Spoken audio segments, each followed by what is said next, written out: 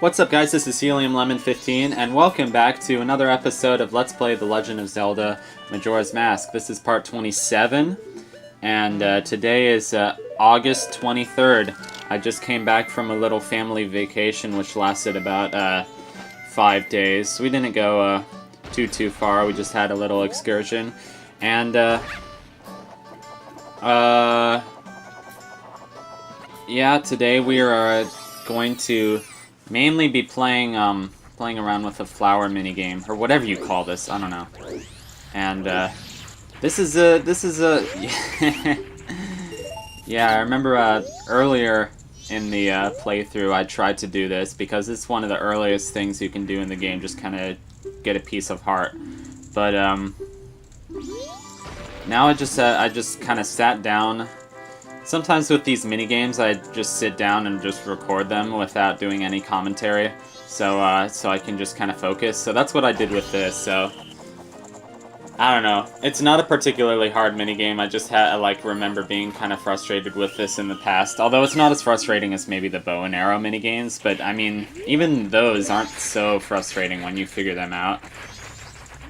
It's funny how these, you know, I like the Zelda formula and how it's mainly exploration, but then you get to kind of take your time off of it by, you know, doing these little mini games, going around looking for pieces of heart. And as I've made no small mention of in this playthrough, I've been playing. Oh, I missed it. I've been playing Breath of the Wild and just kind of doing random side quests and doing a lot of exploring, and I guess I'm basically at the point where I could go fight Ganon, although I don't really know, like, all the steps that happen between a certain point in the game and when you fight Ganon, because I've beaten all the 4 dungeons and I have the Master Sword and everything. Anyway.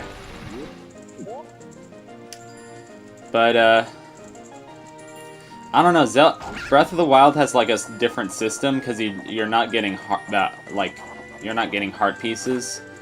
So I don't know. It kind of makes a smaller deal of like mini games and stuff. But yeah, this mini game is like all it is. It's basically just timing. You learn how to time things, and you learn how to kind of like plan your route so that you can use the flowers to get the maximum distance, or I don't know, something like that. And then yeah, you just kind of go around and do a thing. Oh, this is kind of random, but my family and I we saw the Christopher Robin movie, which is like Ewan McGregor as an adult Christopher Robin, like discovering, like becoming an adult, well yes, becoming an adult and like rediscovering his childhood friends and the 100 Acre Wood and all this stuff. And like I thought, I walked out of the movie theater actually, because like we were just kind of seeing the movie because we were bored and we wanted something fun to do, but I was like, if this movie doesn't get any better, I'm just gonna walk out of the theater. So I walked out of the theater at some point, and then my dad texted me and he was like, come back. So I don't know. I didn't like it at first because I just thought it was really cheesy and really bad writing, and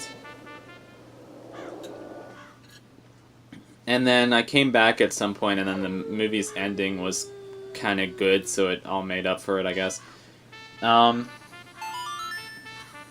Yeah, it seems to be like, well, I know they made another sort of Winnie the Pooh-esque movie, like with an adult Christopher Robin that was like darker, that had like Domhnall Gleeson. I don't know, I didn't see it, but I heard it was more serious. It was more seriouser. It had a darker tone. And these, like, Disney is getting so much, like, cash out of all these, like, movies that are not necessarily new movies or new concepts, but, like live action adaptations of, like, older classics, just with, like, all-star casts and, like, visuals up the wazoo. I mean, it's entertaining. Like, look at the visuals, man. So this one is fun because they're going around instead of going up and down, so that makes the timing a little bit more tricky. But somehow I, like, managed to get the timing at some point. So I don't know what my strategy for this is. I guess my strategy is just kind of go into the circle and then come back out of it. Like, go across the circle. But I think I ended up... It's kind of easy to just do the, two ones that go around the perimeter, or you could call it the circumference, but it's not really a circle, so I'm not gonna call it that. But yeah, you just kind of get these, let's see, get this one on the perimeter, and then get the first inside one, and then yeah. Oh, just missed that, or almost missed it. So yeah, other things we saw on our family trip included the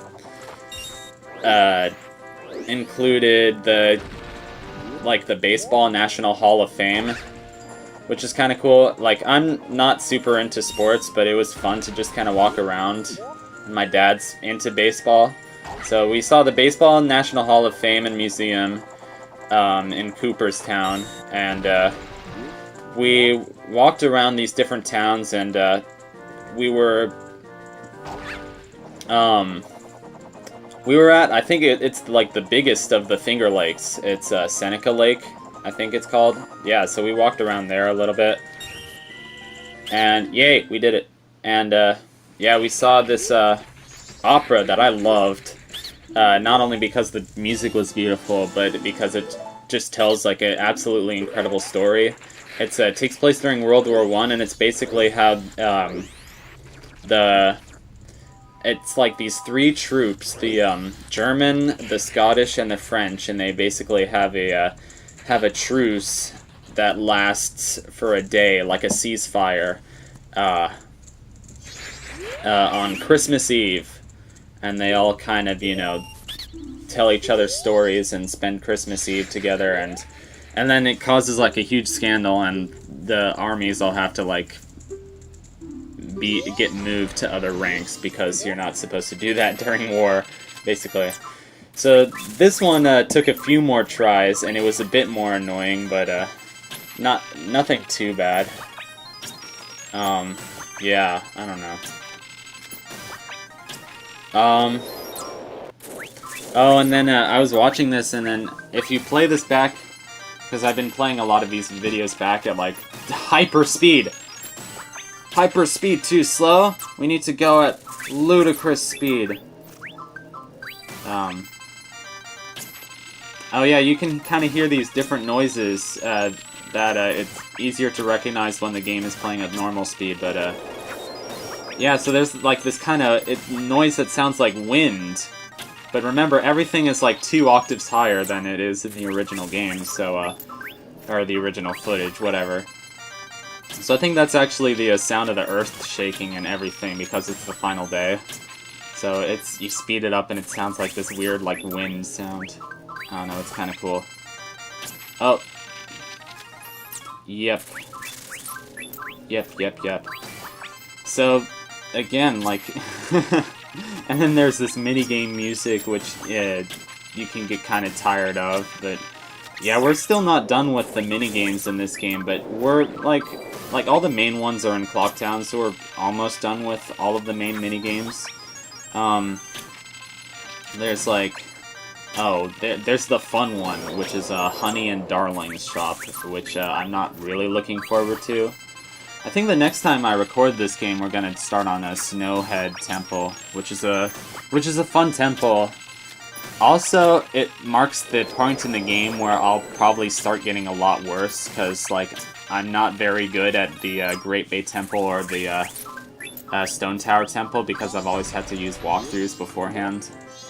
So, but we'll see, we'll figure it out, and yeah, this is I like how I'm waiting. I'm like I'm trying to time everything perfectly.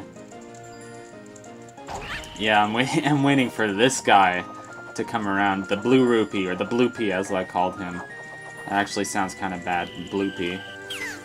Sounds like... I don't know. These are the bloopers. You're watching the bloopers. But it was kind of fun when I had that other minigame video to put one of the songs from Homestar Runner over it instead of the actual music. That was fun. Gosh, I miss Homestar Runner. It's just, I don't know. It's so, like, wholesome.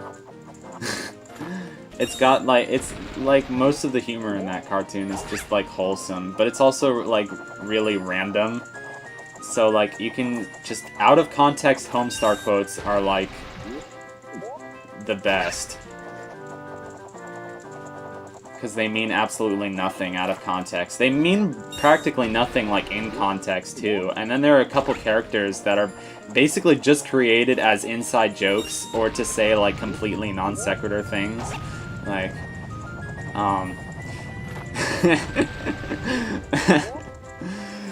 You decided to take at face value something that an old guy who talks to melting candy bars and who lives in a bush said, and not who not 15 minutes ago told me I might pass away if I didn't more.